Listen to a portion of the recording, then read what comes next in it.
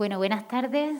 Les damos la bienvenida a una nueva actividad de las Jornadas de Memoria Histórica y Democrática, organizadas por la Diputación de Granada, que este año celebran ya su 7ª edición, centrada en analizar el papel de la Iglesia Católica en todo el periodo de la memoria. Segunda República, dictadura y transición.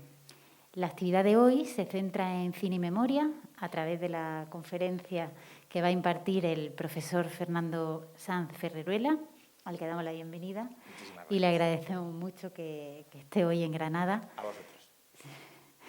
Es profesor de la Universidad de Zaragoza y además de su labor docente desde hace muchos años, pues desarrolla una intensa labor dentro de la investigación, muy especializada en la materia de la que se va a hablar hoy, es decir, el papel de la Iglesia en la producción fílmica en esos años de memoria, especialmente en la Segunda República y primer franquismo. Dentro de, tiene una producción bibliográfica muy abundante. Dentro de ella, uno de los primeros hitos que podríamos destacar fue la defensa de su tesis en 2010.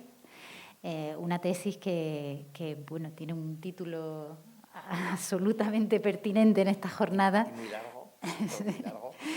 Sobre catolicismo y cine en España, ¿no? De 1936 a 1945, o sea, guerra civil y primer franquismo. Antes de esa tesis ya había publicado artículos relacionados con el tema y tras la tesis siguió profundizando y alargando o dilatando esa investigación hacia las décadas posteriores del franquismo y la transición.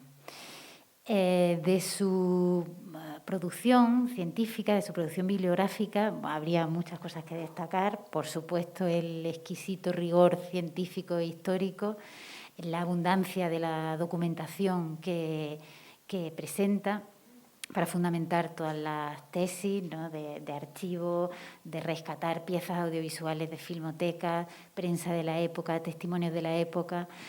Y además, pues nos gustaría destacar otras dos cuestiones. Una de ellas que ya resaltó la profesora Amalia Martínez, la directora, la que fue prologuista de tu Amparo Martínez, que es, por ejemplo, pues la riqueza de esa documentación y cómo eso permite darle voz o darle cabida a todos los testimonios y a todos los datos de todas las partes, ¿no? Porque lo que estábamos comentando antes, que aún hoy en día, en el siglo XXI, en el año 2022, el tema de la memoria, sea relacionado con cine o con cualquier otra disciplina, pues sigue siendo una cuestión compleja de abordar y sobre todo sin ningún tipo de sesgo ideológico o de apriorismo. Y otra cuestión interesante es cómo Fernando Sanz consigue desmontar algunos prejuicios que se tiene con el cine de esa época, ¿no? Como él mismo señala en las conclusiones de esta obra, como por ejemplo la creencia de que todas las películas del primer franquismo eran malas, o sea, eran pobres en cuanto a su valor artístico o incluso sus características técnicas, o que todas las películas también de ese momento perseguían adoctrinar, evangelizar. Hombre, algunas de ellas, ¿no? Evidentemente, tanto el régimen como la Iglesia, como en el resto de países, rápidamente descubrieron que el cine era, pues, de las artes probablemente la más eficaz para transmitir la ideología, ¿no? Como arma de adoctrinamiento. Pero bueno, no todo era así. Y añadir, para no extenderme tampoco más, que también ha hecho estudios muy interesantes sobre algunos de los directores que han hecho películas en ese periodo, pues como Berlanga, Martín Patino, que también aportan una visión muy interesante. Yo no me extiendo más, agradecerte nuevamente que estés aquí, agradecerles a ustedes su asistencia y aprovecho para recordarles que este jueves habrá otra actividad, el jueves a las 8 aquí en el Palacio de los Condes de Gavia. Se va a proyectar la película de 2019 de La Cruz al Martillo, que se centra en la labor de los curas obreros en los 60-70. Sobre todo en Granada y en Sevilla. De hecho, después de la proyección estarán los hermanos Ganives Zarco, que eran dos curas obreros que estuvieron en todos esos movimientos sociales y de protesta, y será presentada y moderada por el periodista especializado en memoria, Alejandro Víctor. Así que nada, muchas gracias, Fernando, muchas gracias a ustedes.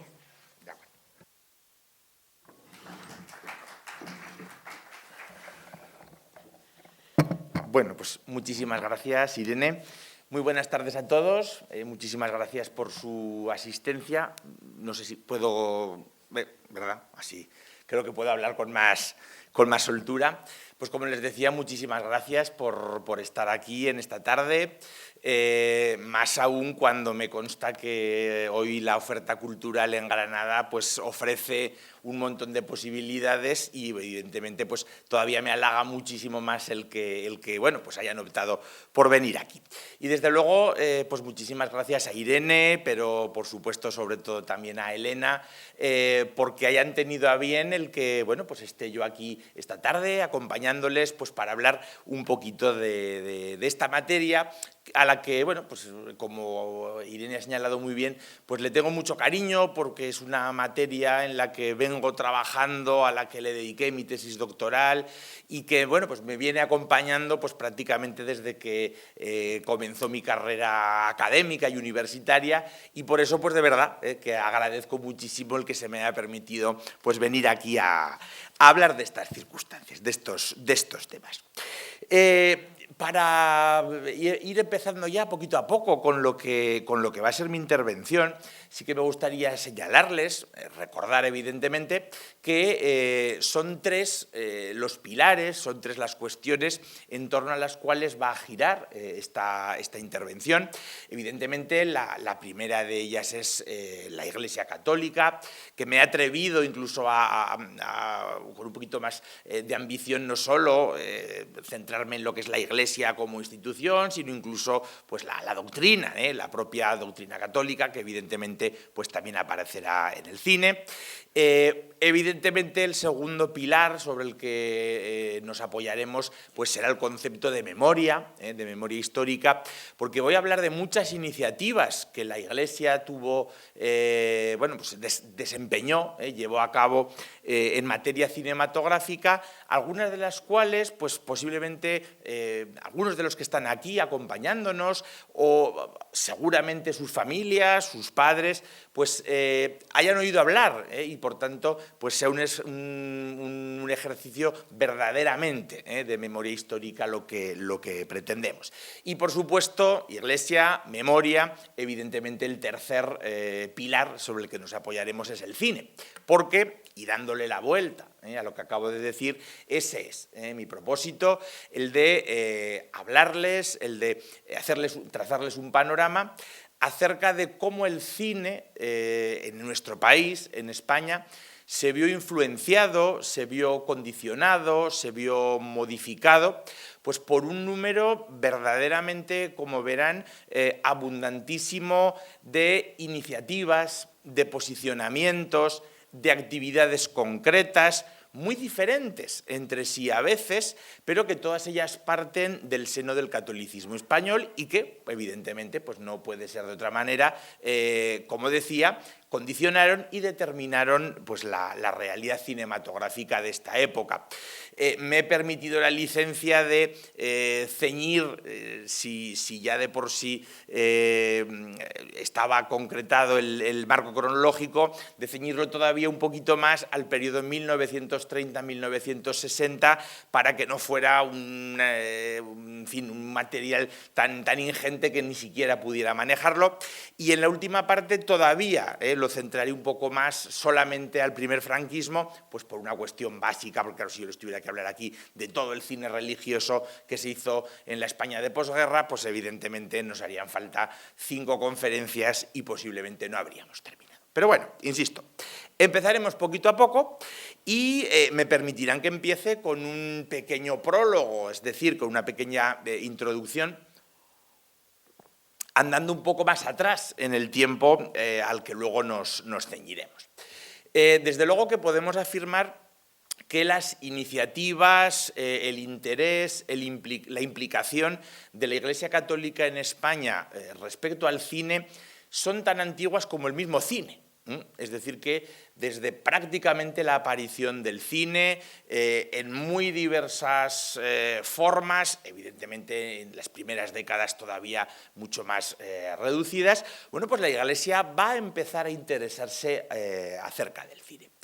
Desde luego que en esas primeras décadas, yo les marco aquí fundamentalmente el periodo de 1910-1928, porque es el periodo en el que antes ya podemos encontrar alguna, pero es desde luego el periodo en el que van a empezar a aparecer ya de forma un poco sistemática. Pues lo cierto es que estas iniciativas, estas actividades que, como digo, van a ser todavía limitadas, van a ser actividades, por decirlo de una forma suave, en general negativas. Es decir, que el planteamiento o el posicionamiento que la Iglesia va a tener ante el cine va a ser un posicionamiento de alarma, de peligro, de alerta.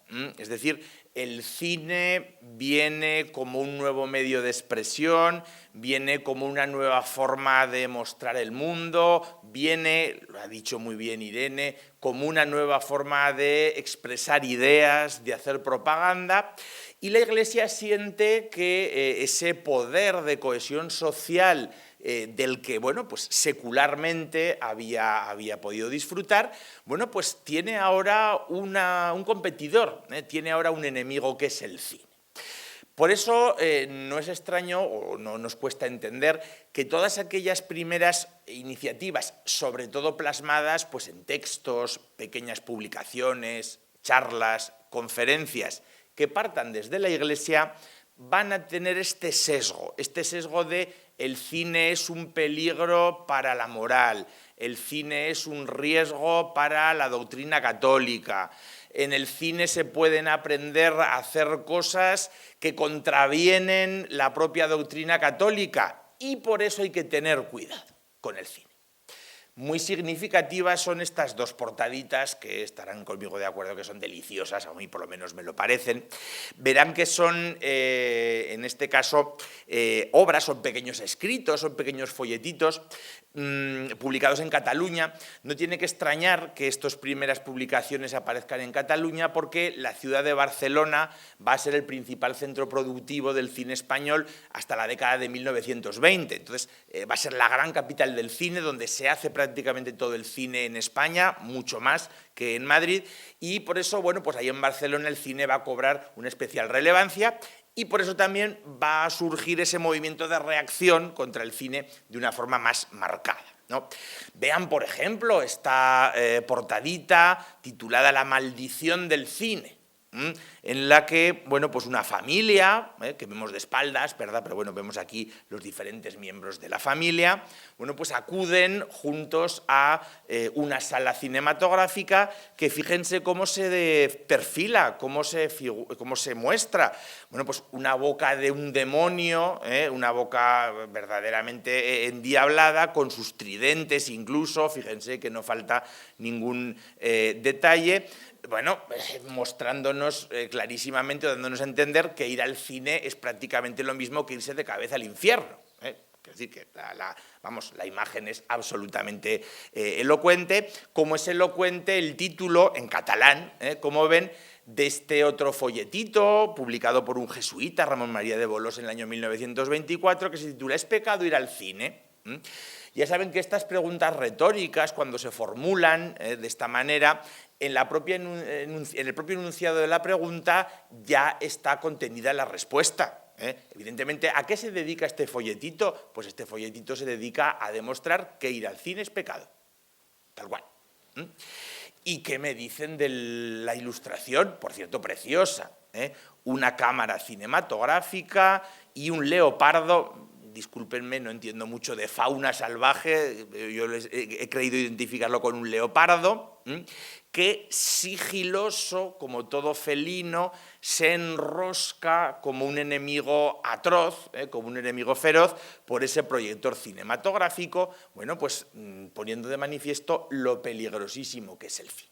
¿Vale? Bueno, pues esto, como digo, Surgirá en el ámbito religioso, pero no piensen que estas iniciativas, este rechazo social hacia el cine en esta época tan temprana solo es privativo de la Iglesia. En el ámbito civil se van a dar también, bueno, pues algunas medidas tan absolutamente rocambolescas como esta que refleja, que ilustra esta viñeta. Es una viñeta, ¿verdad? Lo llamaríamos, es una viñeta de cómic, bueno, es una ilustración gráfica que, bueno, pues caricaturiza uno de los famosos decretos del celebérrimo director general de Seguridad del Ministerio de Justicia, en este caso en Madrid, el famoso Millán de Priego, Millán de nombre y Millán de Priego de apellido, que bueno, pues era muy aficionado a publicar bandos en su mandato como director general de Seguridad, y uno de los, permítanme la expresión, ocurrencias que Millán de Priego tuvo en el ámbito cinematográfico, afortunadamente no se llevó a cabo, habría sido una cosa absolutamente descabellada, pues como habrán podido adivinar por el dibujo, consistía en la segregación por sexo a los asistentes a las proyecciones cinematográficas, de manera que él proponía que, por un lado, entrarían los hombres a ver una película y, por otro lado, entrarían las mujeres a ver otra película diferente, de manera que no hubiera mezcla de sexos en el interior de la sala de cine, por si acaso, bueno, pues pudiera surgir alguna situación extraña. Cosa que, fíjense, pues afecta particularmente a estos dos ancianitos llorosos que se están despidiendo en la puerta del cine y, por si acaso no son capaces de leer el texto, le dice uno de ellos a su cónyuge: que no te olvides de escribirme dándome noticias tuyas, la carta remítemela por el acomodador. Yo también te escribiré, adiós maridito mío, hasta el último episodio. Bueno, pues ven que es una sátira de algo que afortunadamente no se llegó a hacer, pero que se propuso. Por tanto, estaba en el ambiente. Bueno, pues estos serían estos antecedentes un poco más remotos. Vayámonos ya poco a poco metiéndonos en el periodo que nos ocupa y que tenemos que desarrollar. Fíjense, nos ubicamos ya en ese periodo un poquito antes de la instauración de la Segunda República. Ahora les cuento por qué exactamente el año 1928, pero básicamente lo que vamos a tratar en este epígrafe es eso, es decir, las iniciativas tomadas a cabo por el catolicismo español durante la Segunda República. ¿Por qué me retrotraigo al año 1928? Pues porque el año 1928 será cuando esta revista, de la que ahora hablaré, empezará a dedicarse al tema de las calificaciones morales de películas que ahora mismo les voy a explicar.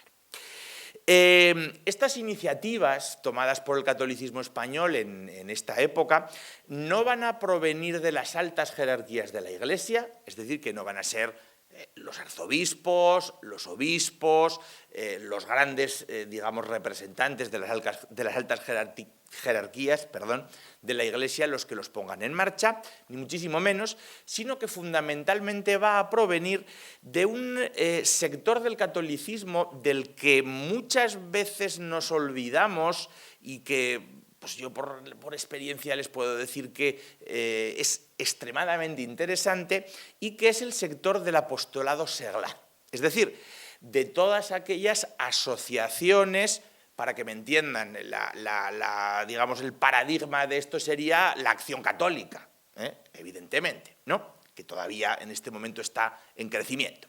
Bueno, pues las asociaciones, como digo, de apostolado seglar, es decir, formadas por laicos, familias, padres, madres de familia, pero ya digo, laicos, que, bueno, pues forman parte de este tipo de asociaciones, de este tipo de congregaciones, y que se dedican, bueno, pues entre otras cosas, a esa tarea del apostolado. Dentro de estas asociaciones de apostolado seglar, como digo, la más importante después de en la posguerra ya será la Acción Católica Española, pero piensen que Acción Católica en los años 20 todavía está prácticamente en fundación, todavía está prácticamente erigiéndose, porque será el cardenal Segura, arzobispo de Toledo y más tarde arzobispo de Sevilla, quien la impulsará a partir del año 1924, pero a estas alturas Acción Católica, como digo, todavía está muy en crecimiento y por tanto no tiene todavía relevancia. Sí que la tiene en este periodo, sobre todo, esta otra asociación de laicos dedicados al apostolado, que son las famosas congregaciones marianas, de las que sin duda pues, habrán oído hablar. Popularmente las congregaciones marianas se solían conocer con el nombre de los Luises, porque muchas de estas congregaciones marianas eran congregaciones marianas de San Luis Gonzaga, vinculados casi siempre a la Compañía de Jesús, vinculados por tanto a los jesuitas, aunque ya digo, tuvieran un conciliario jesuita, pero el resto eran todos laicos. Bueno, pues este organismo, las congregaciones marianas españolas, fueron las que a partir de 1928 empezaron a publicar la revista La Estrella de Mar. La revista La Estrella de Mar, una de tantísimas revistas católicas que se publican en la España de este momento. ¿Pero qué tiene de particular esta revista? Bueno, pues que en esta revista, a partir de ese año, las congregaciones marianas se dedican a esa tarea que pervivirá prácticamente hasta nuestros días, hasta los años 80, y que es la tarea de la calificación moral de películas. ¿Qué es la calificación moral de películas? Bueno, pues la calificación moral de películas no es otra cosa que una forma de censura religiosa, censura, por supuesto, no vinculante, es decir, la censura vinculante es la censura estatal, la censura civil, sino que esta es una censura, digamos, consultiva, simplemente para los católicos, y que consistía en analizar, es una forma también de hacer crítica de cine, analizar la idoneidad de las películas que se estrenan en cada cine, en cada ciudad o en cada pueblo, pero lógicamente analizar esa idoneidad no en función de la calidad cinematográfica de la película, sino en función de la altura moral. Evidentemente no a la luz de la calidad cinematográfica, sino a la luz, bueno, pues de la conveniencia respecto de la doctrina católica, ¿vale? Eso era. Esto lo han conocido muchos de los que están aquí, no en este formato. La Estrella del Mar lo que hizo en su primera etapa fue establecer una calificación, una serie de categorías de películas que se iban adjudicando a esas películas, y bueno, pues los católicos tenían ahí una guía para saber si esa película era más o menos adecuada a la hora de verla. Este primer sistema de calificación se basó en colores. De manera que, como pueden imaginar, las películas que eran calificadas como blancas, pues eran películas para todos los públicos, y a medida que iba escalando, no voy a hablar de todas ellas, pues azul, amarillo, rosa, rojo, bueno, pues cada uno de estos colores, como ven, mucho más significativo, bueno, pues iba estableciendo los reparos morales de las películas. Como anécdota les contaré que esa fórmula que todavía utilizamos muchas veces cuando empleamos el color verde para definir pues, algo que tiene un cierto contenido sexual, decimos esto es un chiste verde, este señor es un viejo verde, ¿verdad que utilizamos esto? Bueno, pues esa denominación de verde viene precisamente del sistema de calificación moral de colores que estableció la revista Estrella de Mar en 1928, y que fíjense que todavía ha pervivido, aunque sea totalmente descontextualizado. Ese sistema de colores luego fue cambiado por un sistema de letras. Aquí ven una ficha de calificación moral, El cura de la aldea, una película del año 35, estrenada en el año 36, y ven que tiene aquí una B. Bueno, pues en este caso, en esta segunda etapa, el código que se empleaba era un código de letras. Lo que pasa es que este era un código que no tuvo ningún éxito porque la gente no se aclaraba. La gente no se acordaba si la B eran las buenas o eran las malas, la D era mejor que la B o la C. Entonces, bueno, fue un sistema que tuvo muy poco éxito y se volvió a los colores y más adelante a los números. Ya hablaremos de esto un poquito más adelante. Por supuesto, a veces estas fichas que se publicaban así individualmente se recopilaban pues, en otros pequeños folletos y hacían pues, guías cinematográficas como esta que tenemos aquí publicada en 1932. El apostolado seglar, que ven que yo he establecido esta fecha de 1928 y el tema de las calificaciones morales como punto de partida, ya venía dedicándose al cine en España desde años atrás. Tenemos noticia, lamento porque esta imagen se verá bastante mal, es un sello sobre un documento, entonces se ve muy mal. Ya tenemos noticias de que en 1920, en Barcelona, tenemos la asociación Lux Honesta, dedicada a la vigilancia contra el cine inmoral. O, por ejemplo, en 1930 tenemos también constancia de la asociación Procine Cristiano, que publicaba su propio boletín y que radicaba en Bilbao, pues también siendo gestionada por un conciliario jesuita. Por tanto, fíjense, a estas alturas, empezando todavía la década de 1930, qué movimiento hay en el seno del catolicismo, sobre todo ya ven en esta, digamos, en esta sección, ¿no?, del apostolado seglar en relación al cine. Pero bueno, vamos avanzando. Vamos avanzando poquito a poco. Lo que les he contado pervivirá durante todos los años de la República, sin ningún cambio. Evidentemente el cambio comienza, como no puede ser de otra manera, a partir de 1936.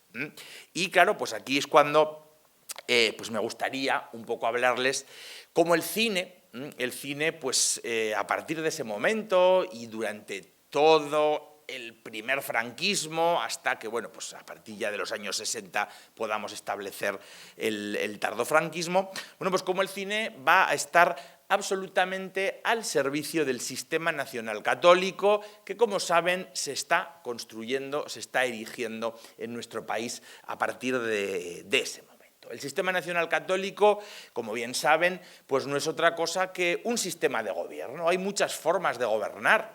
Hay dictaduras, hay democracias, pero hay monarquías parlamentarias, hay muchísimas formas de gobierno. Otra de las formas de gobierno pues es el nacionalcatolicismo. El nacionalcatolicismo no fue otra cosa que un sistema de contraprestaciones mutuas entre Iglesia, ahora sí, jerarquías de la Iglesia. Antes hablábamos de apostolado seglar, ahora no, ahora hablamos de jerarquías, es decir, que aquí pues, el cura de un pueblecito pues, de la provincia de Granada o de mi zona, en la provincia de Zaragoza, pues evidentemente poco poder tenía en ese sentido.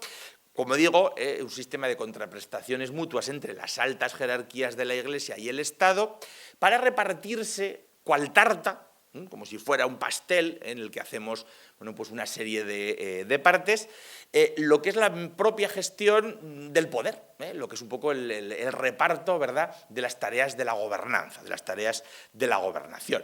De manera que, como todo sistema de contraprestaciones mutuas o de retroalimentación, llámenlo como mejor les guste, bueno, pues yo te doy a cambio de que tú me des. De manera que, mientras la Iglesia, las altas jerarquías de la Iglesia, pues va a dotar de legitimación ideológica a la guerra civil y al consiguiente régimen franquista, es decir, la guerra civil era algo necesario para luchar contra esa república marxista atea, y bueno, pues el movimiento nacional vino a resolver ese problema. Esta es, en resumidas cuentas, la legitimación que la Iglesia va a aportar al Estado.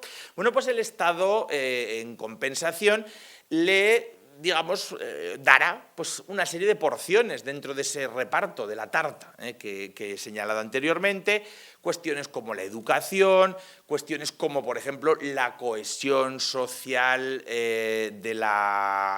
y moral de la población, el control y también la cohesión moral de la cultura, bueno, pues van a ser elementos en los cuales, entre ellos el cine, entre los cuales, como digo, el cine, en los cuales la Iglesia, bueno, pues va a tener un papel fundamental, ¿de acuerdo? Y bueno, pues permítanme ponerles algunos ejemplos para demostrarles cómo el cine y cómo la imagen, aquí les pongo imágenes fijas, pero que forman parte de imágenes en movimiento, de reportajes, de noticiarios. Bueno, pues el cine se puso al servicio de este sistema. Bueno, aquí tienen una imagen que es muy similar a la imagen que, digamos, la carátula, ¿verdad?, la portada con la que se ha promocionado este ciclo en el que estamos aquí disfrutando, ¿no? Bueno, pues aquí tenemos a un famosísimo clérigo español, todavía entonces aún no cardenal, pero futuro cardenal Plaideniel, obispo de Salamanca por aquellos años, y luego cardenal primado de España, arzobispo de Toledo y demás, bueno, pues junto con otras autoridades eclesiásticas y junto con otras autoridades militares, bueno, pues realizando ese saludo brazo en alto, que ya digo es prácticamente igual, con otro encuadre y con otro personaje, pero al del cartel, ¿verdad?, de estas jornadas, ¿no? Esto es nacionalcatolicismo, pero esta imagen a mí me parece, es una de mis imágenes que bueno, pues descubrí un poco casualmente y que siempre la traigo cuando hablo de estas cuestiones. Fíjense, esta imagen es una imagen de un noticiario rodado todavía durante los años de la Guerra Civil, un noticiario, por supuesto, afín al bando franquista, en el que, si se dan cuenta, lo que se está celebrando es una misa de campaña, la habitual misa de campaña. Si no me equivoco mal, creo que esto es San Lorenzo del Escorial, por tanto, es un sitio particularmente representativo, y aquí ven, bueno, pues el sacerdote que oficia y el resto de soldados, unos pocos, ven por aquí, en el lado derecho del encuadre, que asisten a la ceremonia religiosa. Pero fíjense, el cámara que ha encuadrado esta imagen ha tenido muy buen cuidado. Esto no son cosas casuales, hay otras cosas que pueden ser casuales, pero esto creo que estarán conmigo que no puede ser casual. Ha tenido muy buen cuidado de que esa ceremonia religiosa aparezca absolutamente perfilada por una contundente pieza de artillería. Esto es el ABC de la imagen. Cuando tú pones en primer término una imagen que adjetiva, es decir, que tiene un sentido, que tiene un simbolismo, no hace falta que yo les pregunte con qué relacionan ustedes un cañón, no hace falta, ¿verdad?, que lo preguntemos.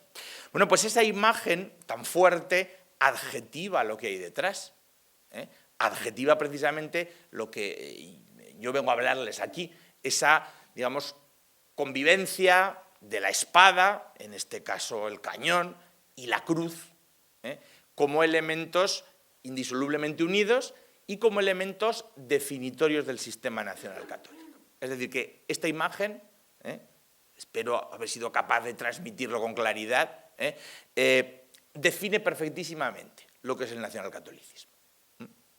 Pero hay muchas más. Voy rápido, para avanzar.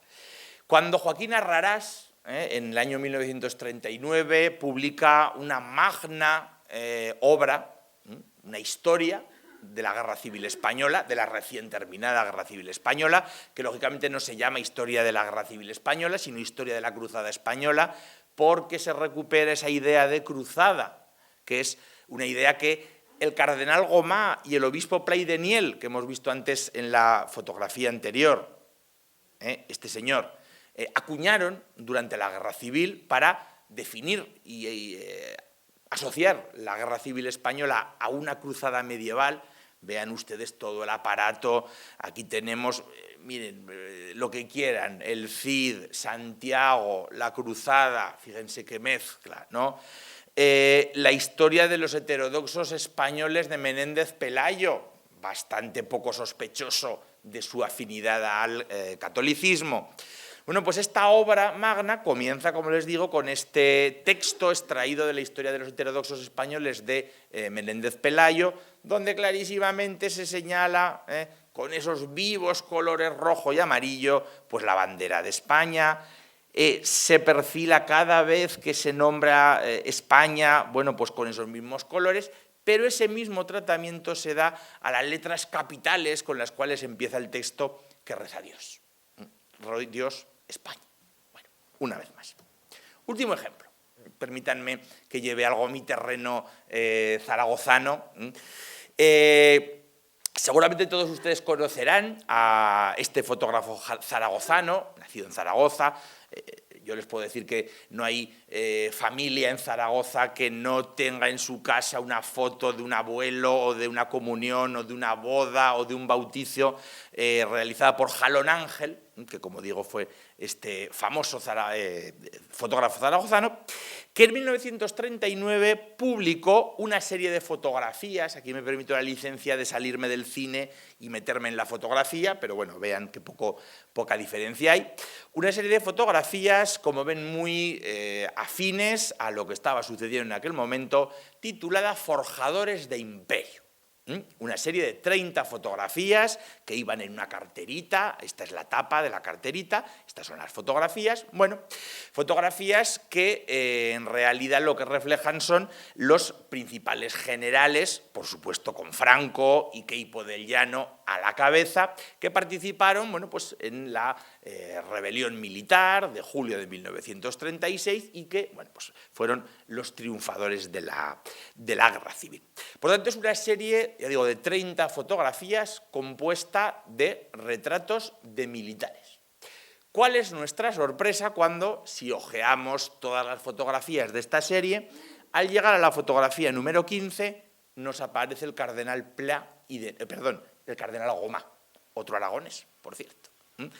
Por tanto, ¿qué pinta, permítanme la expresión coloquial, el cardenal Gomá entre los forjadores de imperio, que son todos los militares que participaron en el movimiento nacional, etcétera, etcétera, y en las fases posteriores de la guerra civil? Pues pintan poco, pero pinta lo que tiene que pintar: nacionalcatolicismo. Ven que, ya digo, podríamos hablar de muchos ejemplos. Pero bueno, vamos a meter un poco más en profundidad el cine. El cine, y esto es a lo que me referiré en esta segunda parte de mi intervención, el cine durante estos años de posguerra, a mí me gusta señalar el cine español, evidentemente, que estuvo sometido a dos yugos. Es decir, el cine español estuvo, de alguna forma, tuvo dos riendas que tiraron de él, que lo sometieron, dos yugos, por utilizar, ¿verdad?, pues un motivo también bastante significativo, que el primero de ellos fue precisamente, y de ahí viene el título de mi intervención, ¿no?, el yugo de la espada, es decir, la dependencia del cine respecto al Estado, por supuesto en el ámbito ideológico, pero en la gestión práctica, es decir, el Estado, el régimen franquista, no solo imponía su ideología al cine español, sino que, por supuesto, además lo gestionaba, y además lo gestionaba muy firmemente, pues con un montón de iniciativas que luego pasaremos a comentar. Este sería el primer yugo, que yo pasaré por encima, porque no es hoy de este tema del que tenemos que hablar, simplemente lo mencionaré ahora mismo. Y luego está el otro yugo, que este es el yugo en el que sí que profundizaremos en estos minutos posteriores, que es el yugo de la cruz. De ahí el título de mi intervención, entre la cruz y la espada, o entre la espada y la cruz.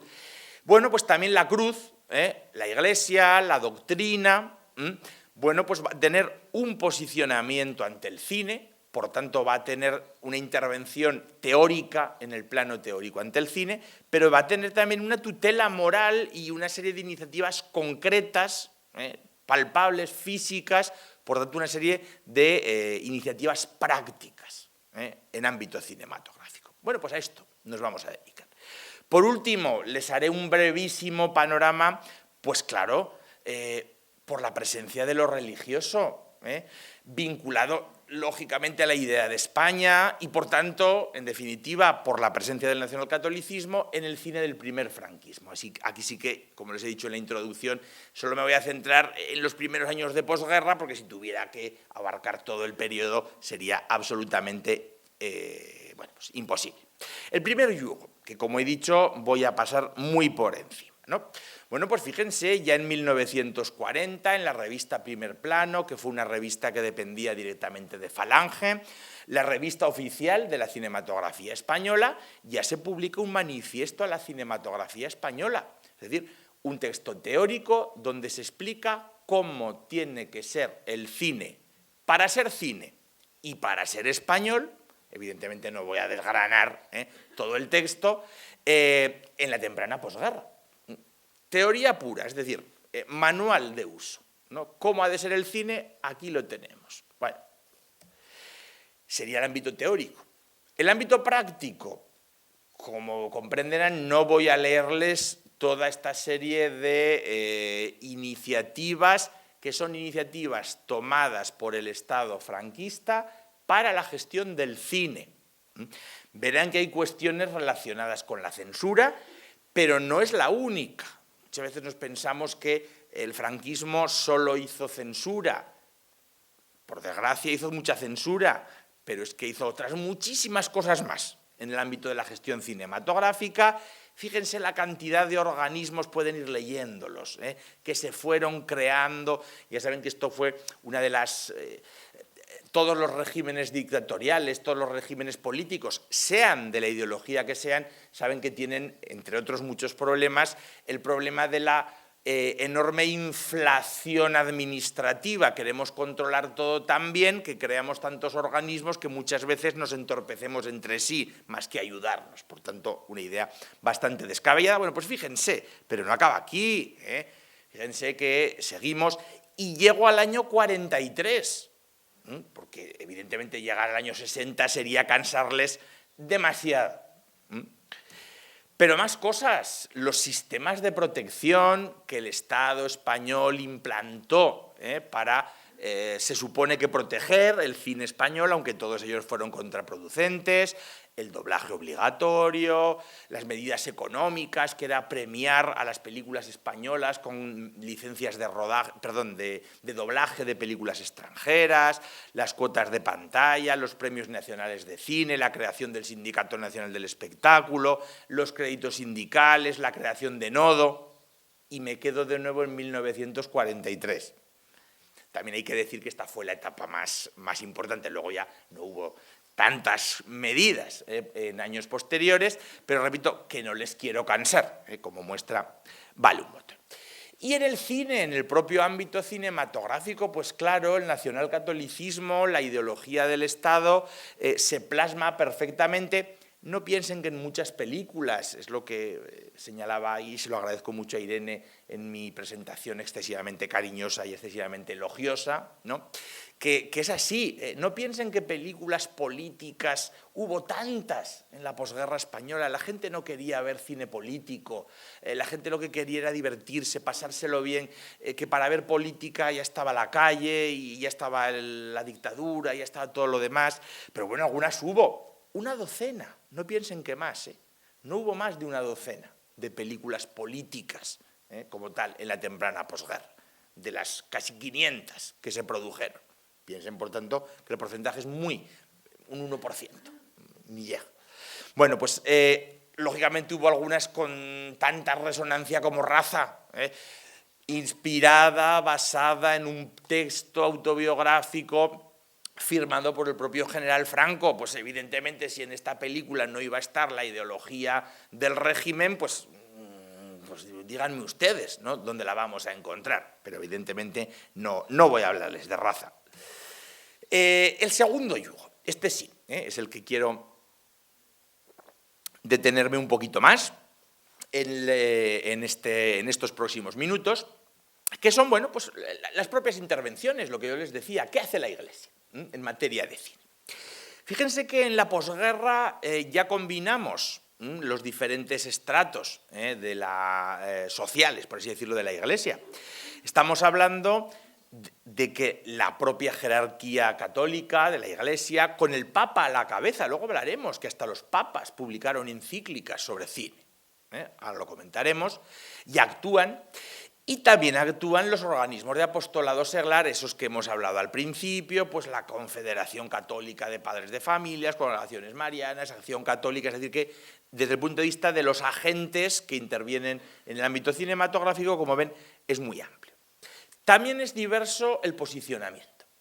No podemos caer en el error, de considerar que la Iglesia Católica Española en bloque tuvo el mismo posicionamiento ante el cine, ya no digo en diferentes momentos, ni siquiera a la vez.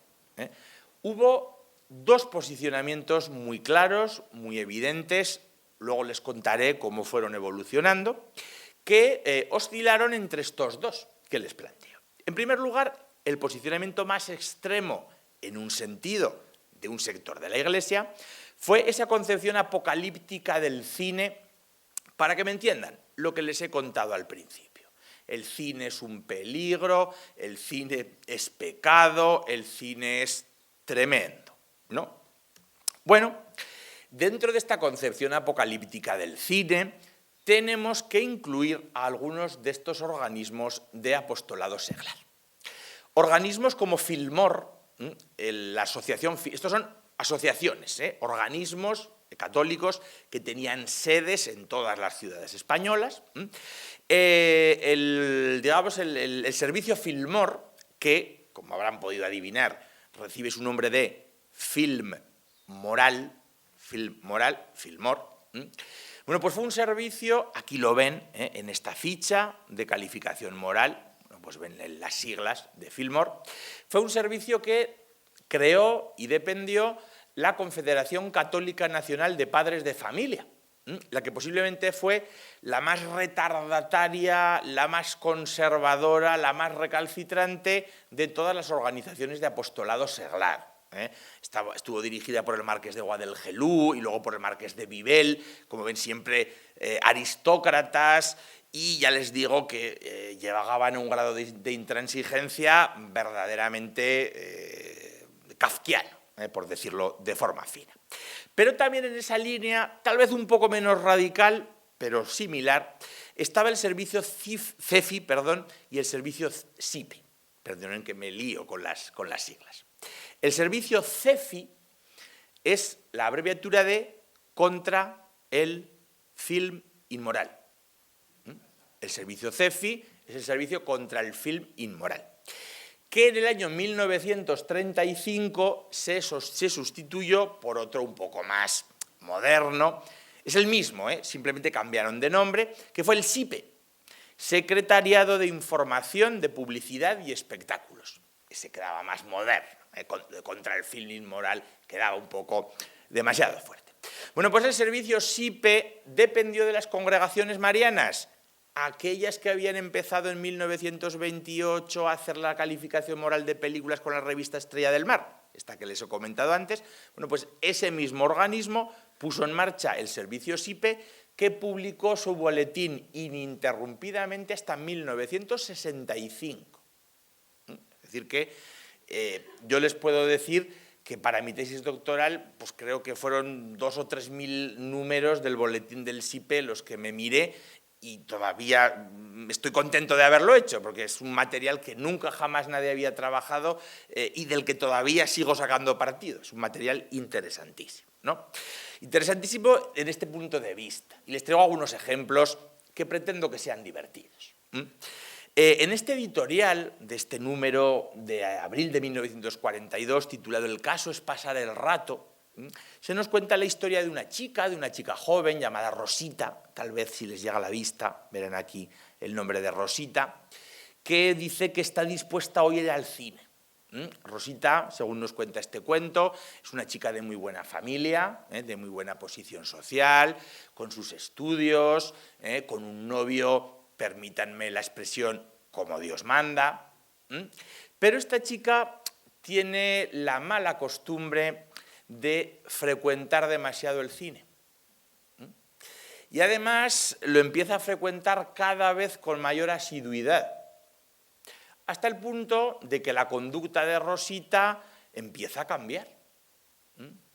Empieza a dejar de lado sus estudios, empieza a dejar de lado a sus amigas, y se junta con otras chicas más sospechosas.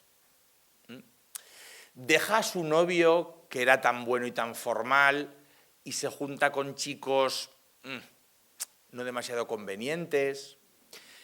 No honra a su familia como debería honrarla. Permítanme que lo resuma. Esta chica se ha perdido por culpa del cine.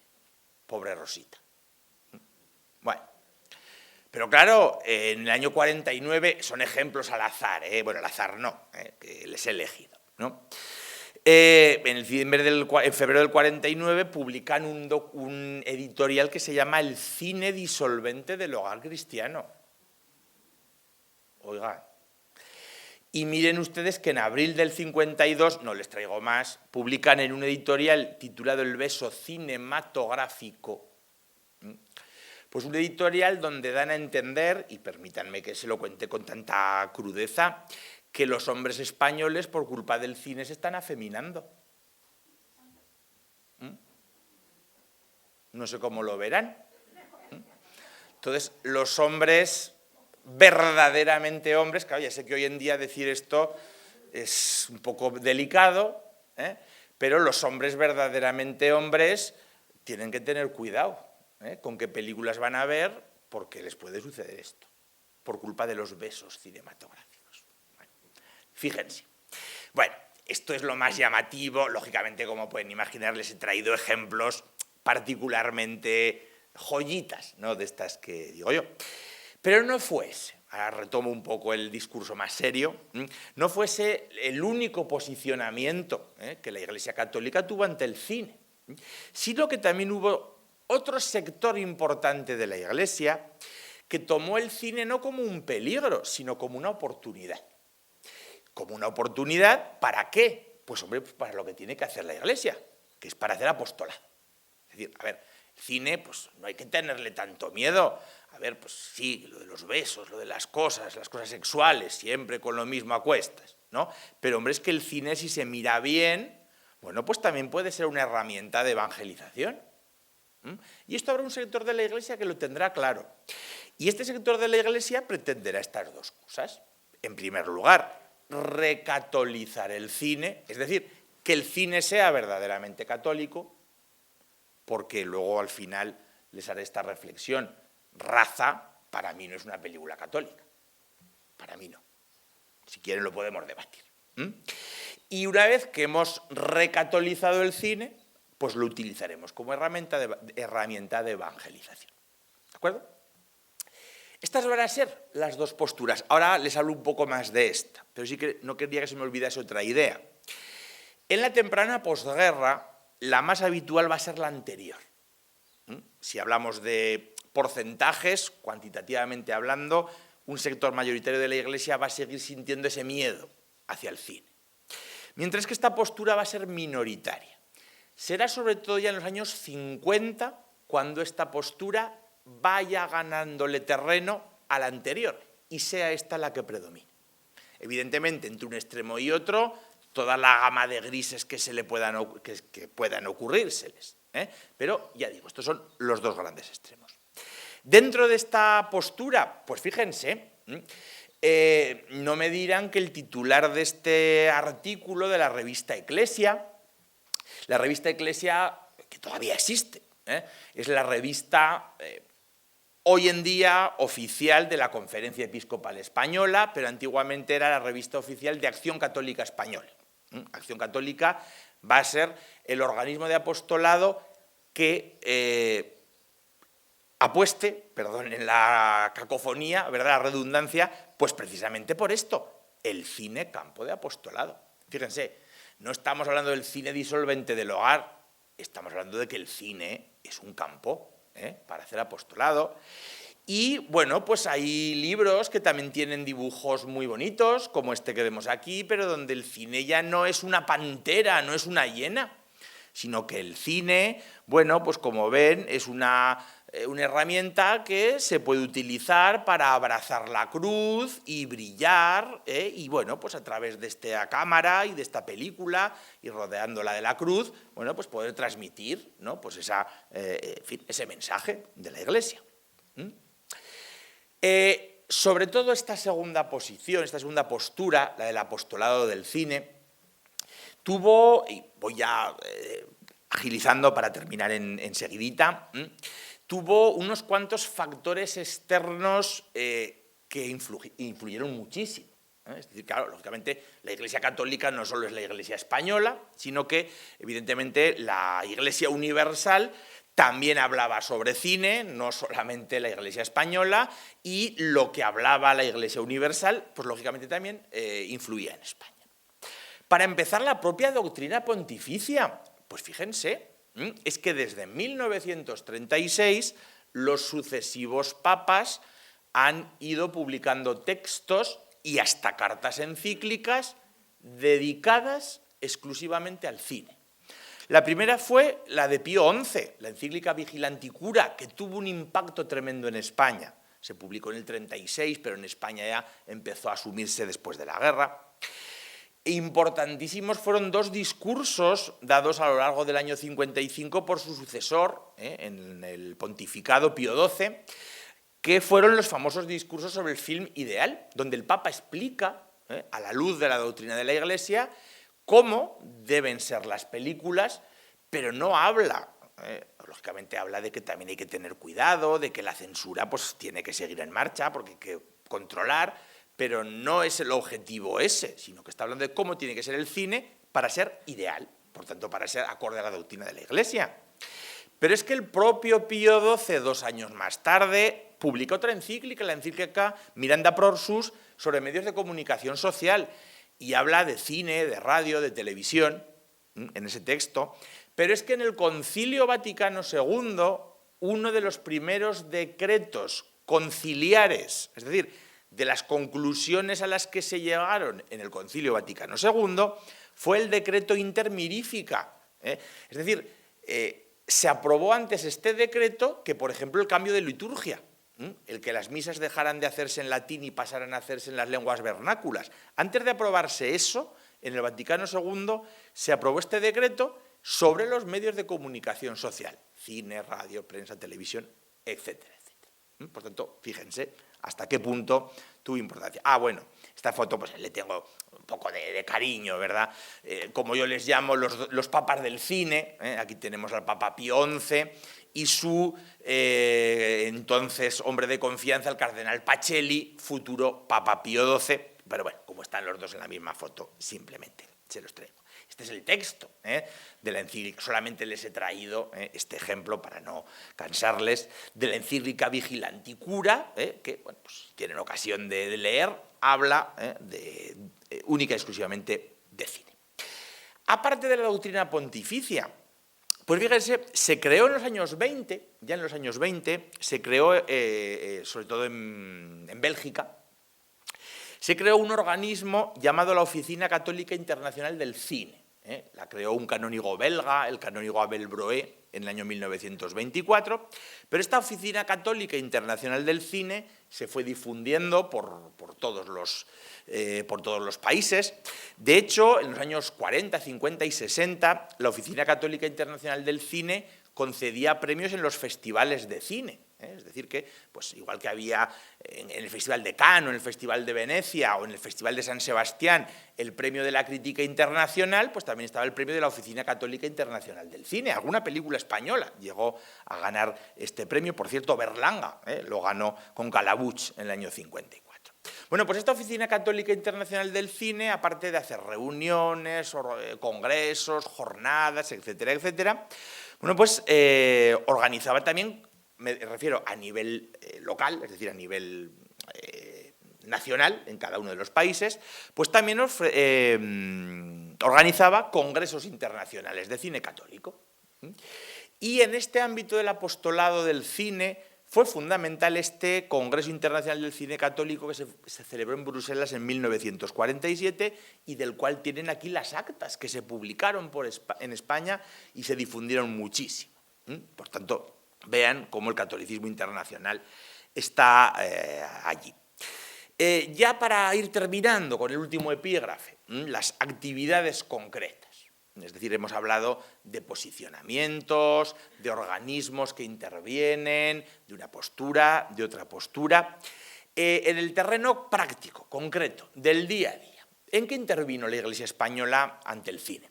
Pues en primer lugar, en las labores de censura. En primer lugar, se implicó en los engranajes de la censura estatal, porque todos lo saben muy bien, en todas las juntas de censura que había en los diversos ministerios a lo largo de todo el franquismo, siempre había uno o dos vocales religiosos, clérigos que formaban parte de las juntas de censura y que tenían un papel determinante, pues bueno, en los dictámenes, ¿no?, de los organismos de censura. Fíjense además que el censor eclesiástico era el único, en los años 40, luego en los 50 lo perdió, pero era el único vocal de las juntas de censura que tenía derecho a veto. De manera que si todos los miembros de la junta decían que sí y él decía que no, era que no. Si todos decían que no y él decía que sí, era que sí. Es decir, que la democracia allí, en este sentido, con el derecho a veto del censor eclesiástico, que, por cierto, por mi experiencia con el trabajo de la documentación de censura, no se piensen que los censores eclesiásticos eran los peores. Me voy a reservar el resto de la opinión. Pero ya les digo que no. Bueno, estaban, y ahora les pongo una imagen de uno de ellos, pero luego, por otro lado, aparte de estar implicados en la censura estatal, ejercían su propia censura religiosa. Lo hemos visto, los sistemas de calificación moral, pero es que fíjense en la comisión, en lo que fue el antecedente de la Conferencia Episcopal Española, hubo una comisión episcopal de ortodoxia y moralidad que tuvo dentro de sí una oficina nacional, perdonen que lo lea porque es imposible aprendérmelo, una oficina nacional permanente de vigilancia de espectáculos. O sea, desde la conferencia de metropolitanos, que se llamaba entonces, de obispos, ya había un organismo de vigilancia. Aquí tienen a un censor eclesiástico, Fray Mauricio de Begoña, un fraile capuchino, que fue un magnífico intelectual, y no me arrepiento de decirlo así, porque fue un hombre muy culto, fue profesor en la Escuela Oficial de Cine, fue uno de los que escribió uno de los primeros manuales de lenguaje cinematográfico que se publicaron en España en los años 50, es decir que, en ese sentido, pues un hombre muy apreciable, pero un hombre de cuidado en su rigor católico. Fray Mauricio de Begoña sufrió en propias carnes un escándalo tremendo que tuvo lugar con la película Reina Santa en 1947. Reina Santa es una película que es una biografía de Santa Isabel de Portugal, por cierto, infanta de Aragón, nacida en Zaragoza, una biografía de Santa Isabel de Portugal, a la cual, bueno, pues Fray Mauricio de Begoña, no me quiero extender con detalles, ¿verdad?, pues decretó que había que hacer una serie de cambios, una serie de sustituciones, pues para que la biografía de Santa Isabel de Portugal fuera más eficaz o más acertada, ¿no? Y los productores de la película tuvieron la osadía de no cumplir el decreto de la censura. Es decir, desobedecieron el decreto censor. Y, bueno, pues cuando Fray Mauricio acudió al estreno de la película y vio que no le habían hecho caso, se desató un escándalo absolutamente extraordinario, que quedó en nada, es decir, nadie fue a la cárcel, nadie fue fusilado, ni nada parecido, ¿no?, pero generó un escándalo estruendosísimo, lo que supuso esta película. En fin, como el productor era un productor afín al régimen, pues se pasó un poco por encima el problema, pero ya digo, fue un problema importante. Bueno, el tema de las calificaciones morales lo hemos señalado. Les traía aquí bueno, pues la indicación de los colores. Ya les he dicho que en los años 40 vuelve en los sistemas de calificaciones morales de la Iglesia la escala de colores. La simplificaron mucho. En estos años solamente había películas blancas, azules, rosas o granas. Porque claro, las películas no podían ser rojas, como ustedes se pueden imaginar. No, esto no es una tontería. Cuando vean, si quieren yo les recomiendo alguna película española donde sale un casino y están jugando a la ruleta, las casillas de la ruleta son negras o encarnadas. ¿vale? No pueden ser rojas. ¿Cómo van a ser rojas? Bueno. A este sistema de colores, bueno, lo ven aquí, grana. A este sistema de colores luego le sustituyó el sistema de números, que muchos de ustedes han conocido.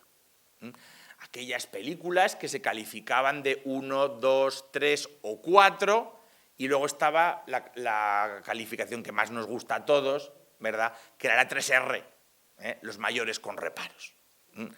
Ven, como muchos de ustedes lo recuerdan, yo se lo digo, yo se lo decía.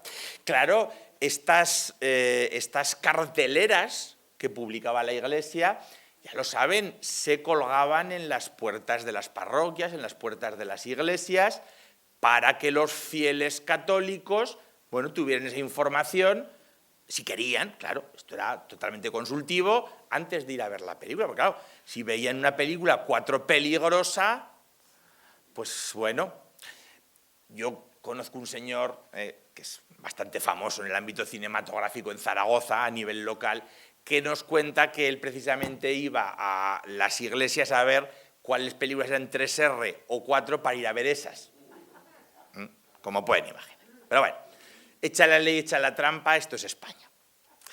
Bueno, y otras actividades, ¿no? Dentro ya de un cajón desastre, pues fíjense, se celebraron reuniones nacionales de apostolado, todo el tema del cineclubismo católico. Yo estoy seguro que aquí en Granada, por lo menos en Zaragoza así era, todos los colegios mayores, todas las residencias de estudiantes, muchas parroquias, colegios universitarios, tenían cineclubs. Y tenían cineclubs que evidentemente tenían un sesgo católico, lógicamente, ¿no?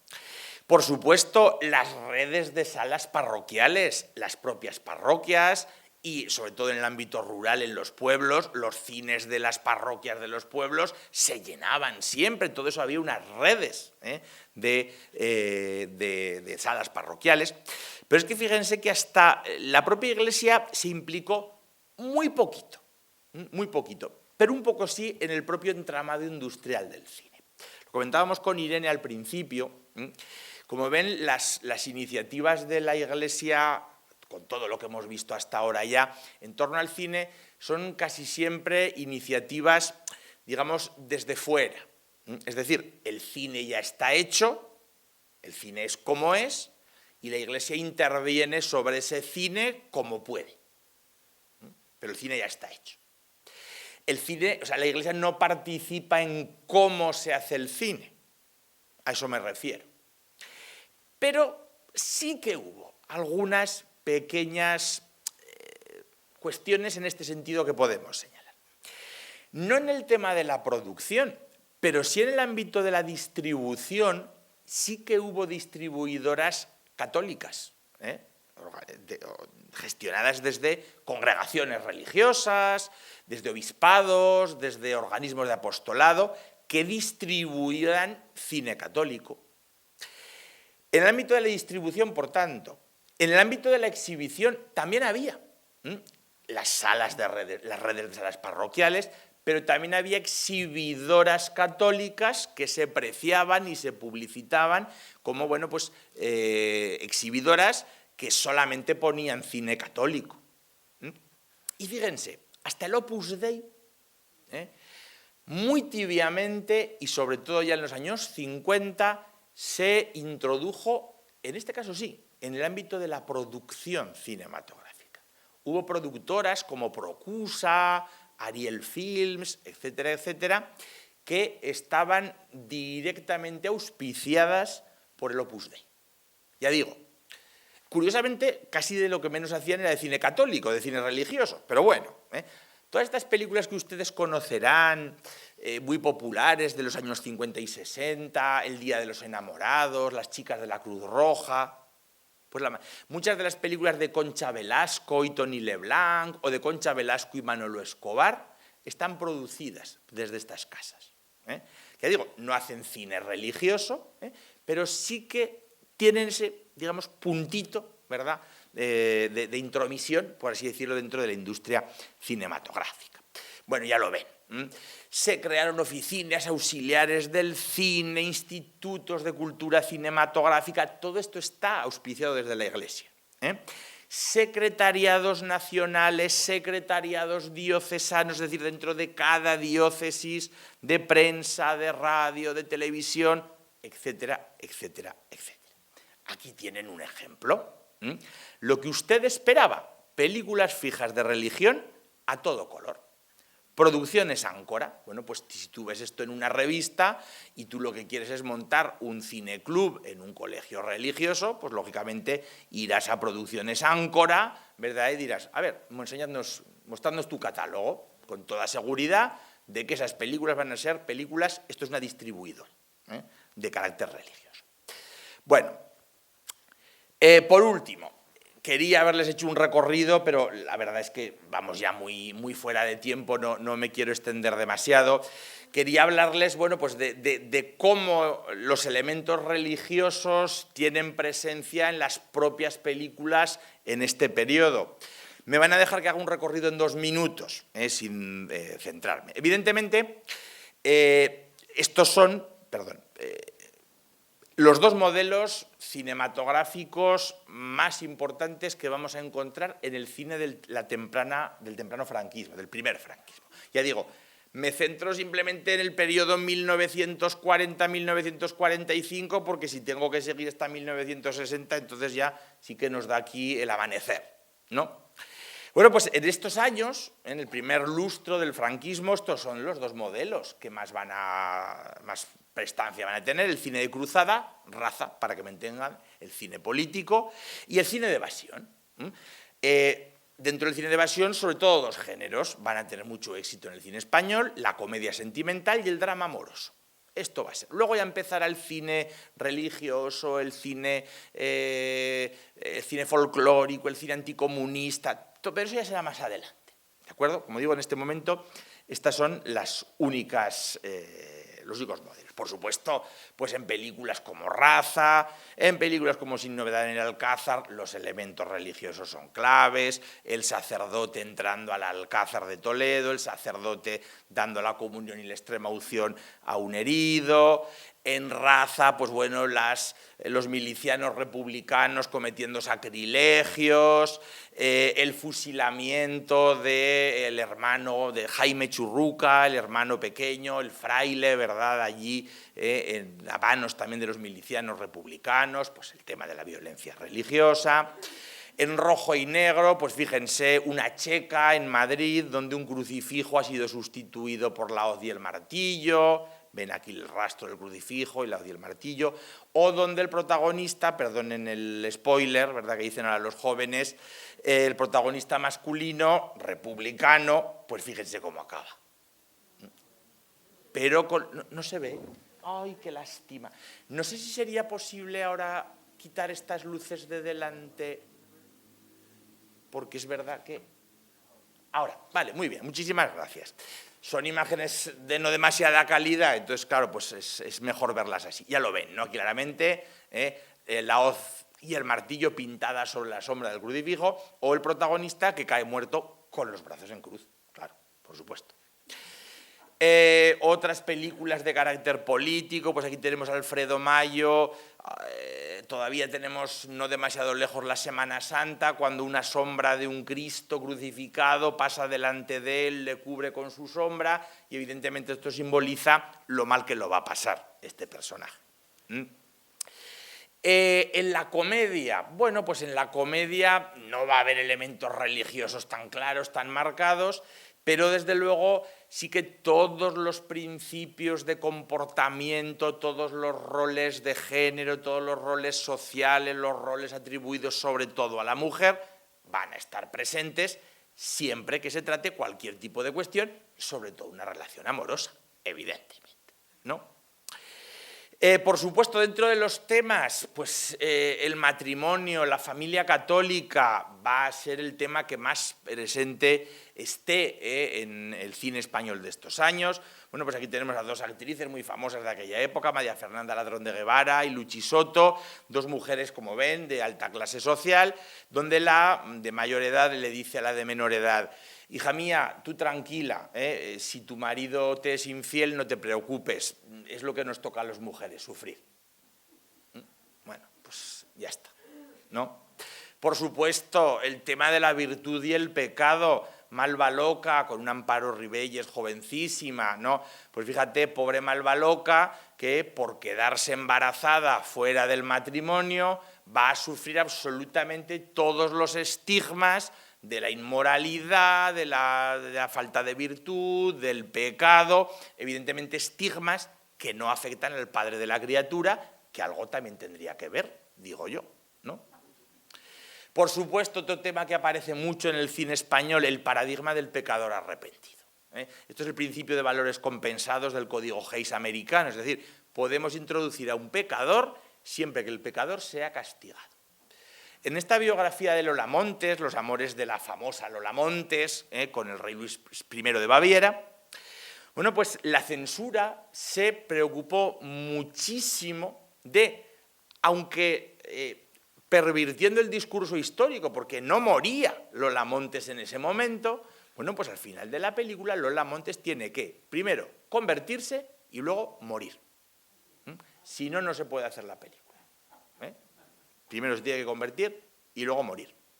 Bueno, lo mismo que en el ámbito masculino, pues lo mismo con El Escándalo, el personaje de Fabián Conde, el típico Don Juan, que bueno, pues tiene que ir purgando sus pecados, bueno, prescindiendo del mundo para ir hacia lo sagrado. Y claro, estando en Granada, pues me van a permitir que termine con esta película. Porque en este periodo de los años 40, la verdad es que es mucho menos frecuente, de lo que ustedes pueden pensar, la presencia de los temas religiosos en el cine. El cine religioso empezará con fuerza a finales de los 40 y luego tendrá su época dorada en los 50, pero no así en los 40, porque las temáticas religiosas son espinosas, son complejas de tratar y pueden generar muchos problemas.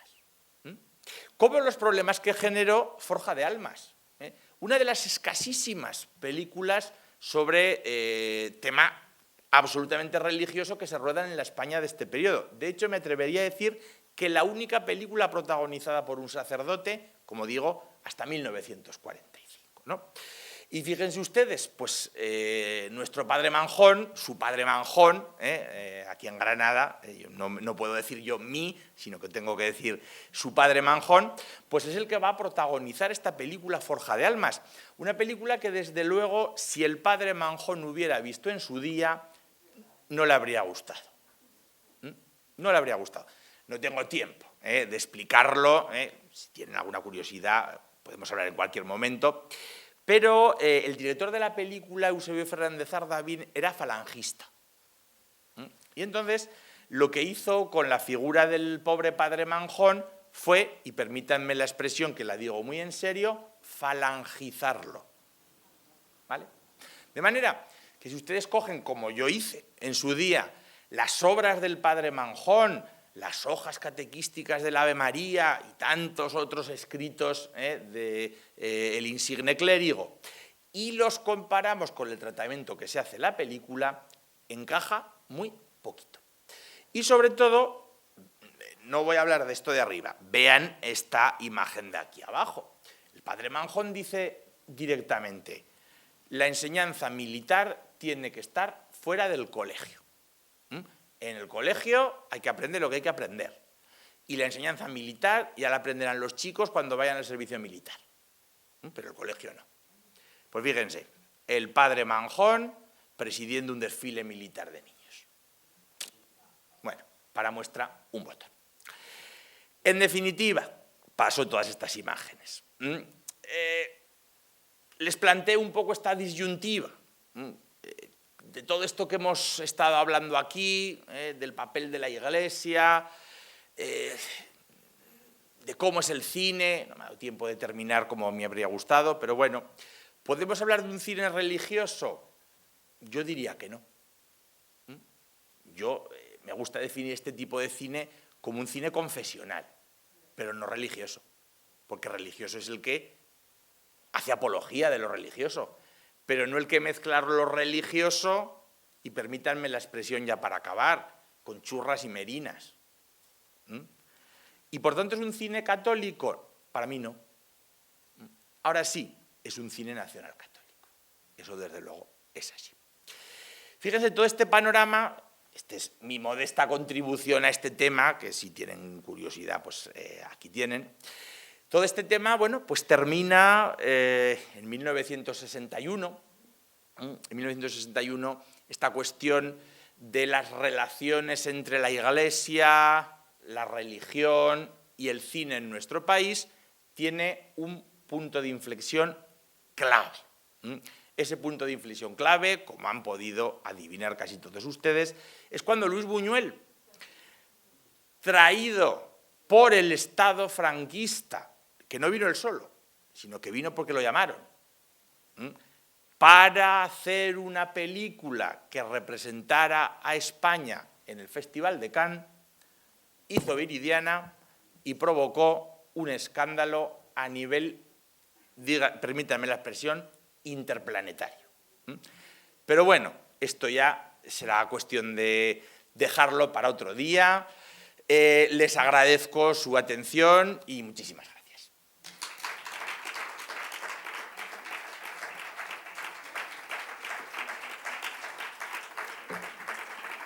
Muchas gracias. Por supuesto, evidentemente, ya sé que es muy tarde, sé que me he extendido demasiado. Cualquier duda, curiosidad, cuestión o, por qué no, contradicción que quieran llevar a cabo, pues estaré absolutamente encantado de estar a su disposición. Los he dejado muertos. Normal, me lo creo. Bueno, pues... Tenía una pregunta. Dime. Es que no tenemos localizado el micro, va a tener que ser debido a vos. No pasa nada. A ver, para las personas como yo, que no tenemos un conocimiento profundo, especializado sobre el cine de este periodo, tú que has estudiado, revisado toda esa filmografía, a lo mejor podemos tener la impresión o la sensación muy simplista de que, sobre todo en ese primer franquismo, el único cine bueno español que se hizo en el exilio. Y el que había aquí era pues ñoño, simplista, moralizante. ¿Tú qué salvarías de...? Bueno, como todo, a ver, hay excepciones, evidentemente, ¿no? Es decir, el cine de los años 40, que es un cine por el cual yo siento un profundísimo interés desde siempre, pues sí que es cierto que es un cine, a ver, que estuvo sujeto a enormes problemas, de todo tipo. Es decir, porque siempre pensamos que lo que más entorpeció el cine en España pues fue la censura, el franquismo, y evidentemente lo entorpeció muchísimo, porque además hubo 1000 formas de censura. Una cosa es la censura de cortar o de prohibir una película, y bueno, pero otra cosa es que yo soy la censura, la Junta de Censura, tú me traes un guión para que yo te lo valore, y ese guión puede ser que yo te lo valore hoy o dentro de 3 meses. El silencio administrativo. Entonces tú, en 3 meses, no puedes hacer nada. No estás trabajando, mientras yo... O a lo mejor tú te autocensuras a ti misma porque dices, no voy a poner esto porque conozco al vocal Fernando Sanz y esto me lo va a quitar. Por lo tanto, la censura fue más compleja de lo que parece, pero fijaros, además no fue el único elemento. Porque, por ejemplo, el principal problema del cine español de los 40 fue la enorme crisis económica y sobre todo que no hay industria del cine en España. La dinámica de la mayoría de productoras españolas de los años 40 es: fundo la productora, hago una película, me arruino y cierro. Con suerte, fundo la productora, hago una película que me va bien, pero la segunda me va mal, me arruino y cierro. Salvo 8 o 10 productoras que tuvieron una continuidad, el cine español de los 40 se hace así en unas condiciones lamentables, precarísimas, económicamente hablando, la carencia de negativo, no se puede rodar todo lo que se quiere porque no hay negativo, en fin, miles de carencias de todo tipo, ¿no? Entonces, claro, esto no es excusa, ni muchísimo menos, sino que es realidad. Con todos esos problemas económicos, industriales, técnicos, encima la censura y demás, pues ¿qué pasa? Que, lógicamente, la media del cine español de los años 40, pues es flojita, ¿vale? Es flojita. No digo que mala, flojita, pero bueno, pues yo qué sé, las comedias amorosas, tipo alguna de las que he puesto por aquí, bueno, les traía también La Virgen del Pilar, que vean, pero bueno, no la he puesto, así acabábamos, pero he preferido El Padre Manjón. Comedias de este tipo, pues eran todas iguales, para que nos entendamos, ¿no? Cambiaba un poco el argumento, la historia, entonces era un cine muy estandarizado. Entretenido de ver, muy ingenuo, ha envejecido muy mal, ¿vale? Pero bueno, ya está, ¿no? Ñoño, hombre, pues no me atrevería a decir que ñoño, pero casi, ¿vale? Te digo, esto es la media. Afortunadamente, por encima de esta, o sea, por desgracia, por debajo de la media, hubo productos, eso sí que terribles, pero por encima de la media los hubo también. Y eso es a lo que a mí me gusta aferrarme, ¿no? Porque no es un caso, no son dos casos, no es un autor, no son dos autores, pero bueno, pues cineastas como un cineasta aragonés, Florian Rey, no por ser aragonés, sino pues porque bueno, pues tuvo unas cualidades estupendas, hizo películas estupendas, cinematográficamente hablando, en los años 40. O Benito Perojo, que ese además tenía dinero, y cada vez fue teniendo más, hasta que murió, descubrió a Marisol y fíjense, todas estas cosas. Pues hizo películas estupendas. O tenemos a cineastas como Edgar Neville. Edgar Neville es un cineasta absolutamente extraordinario, fuera de toda norma, que mezcla el sainete, el esperpento, con el cine policíaco, con las influencias de Goya, de Gutiérrez Solana, de la literatura española, de Valle Inclán, y mete todo eso en un cóctel, y hace películas estupendas, pues como El crimen de la calle de Bordadores, La torre de los 7 jorobados, La vida en un hilo, etcétera, etcétera, etcétera. ¿De acuerdo? Entonces, no sé si te he respondido, ¿vale? Pero esa es un poco la situación. Es decir, que es un cine bastante precario, por todos estos problemas que hemos señalado, pero donde hay, bueno, pues un puñado importante de películas, poco conocidas, eso sí, que yo lo noto en mis clases, que claro, sobre todo ya no digo con la gente de 20 años, que evidentemente todo esto le suena a chino, o peor, ¿no? Poco conocidas, pero que desde luego se deben reivindicar, y estoy convencido de ello. No sé si te he convencido o no te he convencido. Bueno, no sé si alguien querrá comentar algo más.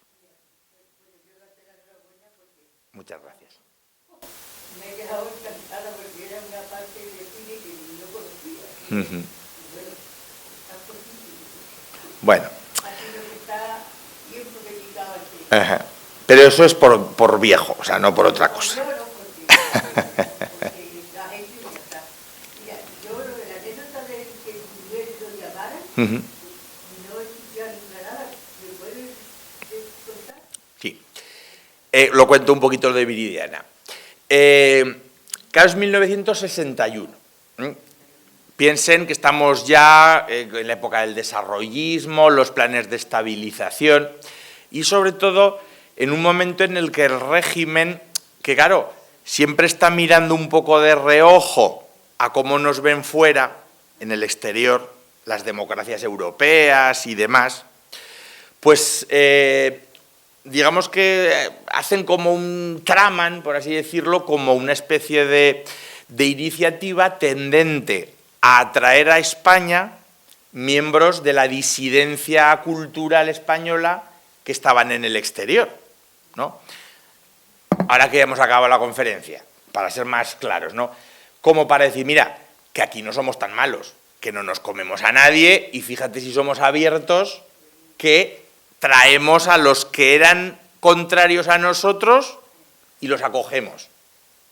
O sea, como, si se dan cuenta, como operación de lavado de cara es estupendo.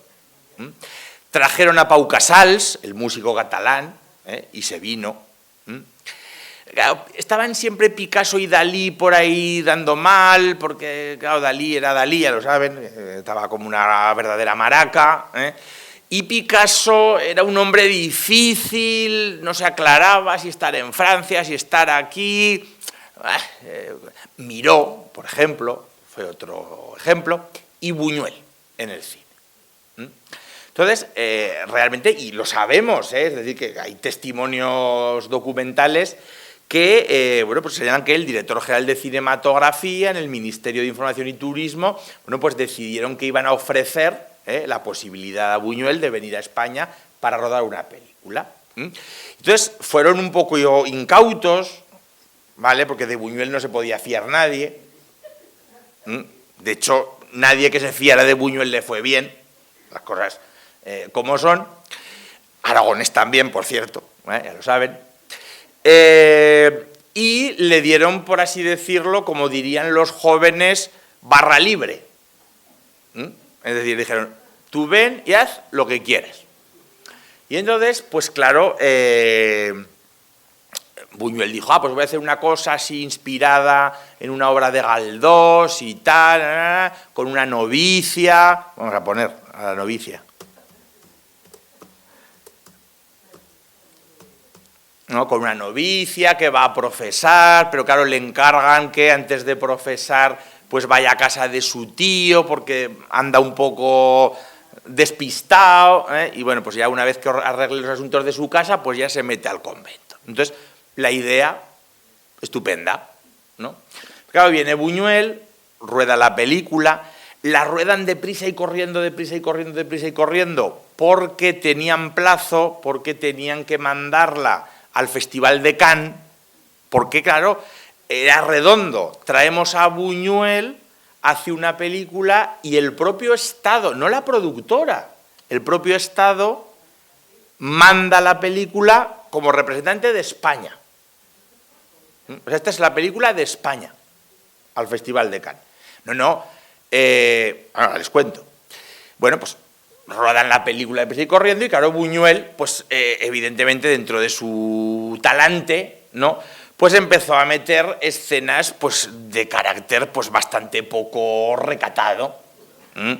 La obsesión de Buñuel con las piernas femeninas, aquí ven acá encima eligen a una bellísima Silvia Pinal, una de las más guapas actrices mexicanas que había en aquel momento, muy sensual, por cierto, las cosas como son, y claro, pues introduce estas escenas de piernas con el tema de la iconografía cristiana, luego la parodia de la Última Cena de Leonardo, es decir, elementos que son bromas, que son chistes, que si los piensan son cosas de niños, son tonterías. Porque aquí nadie puede decir que esto es una diatriba contra la moral católica, pero ¿qué va a ser? Si es un juego, es un divertimento. Bueno, pues ya está. Buñuel montó 2 copias de la película. Montó 2 copias. Una la que pasó por censura, que encima como tenían prisa, yo creo que ni la vieron. Dijeron, venga, pase. Y luego montó la buena, que es la que mandaron a Cannes. Y ganó el festival. Ganó el Festival de Cannes.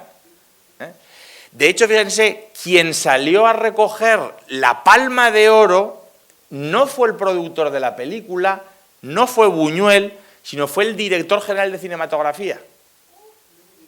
El ministro del cine, para que nos entendamos. Sí, hay fotos de la época. Por lo tanto, fíjense, el propio director general de cine.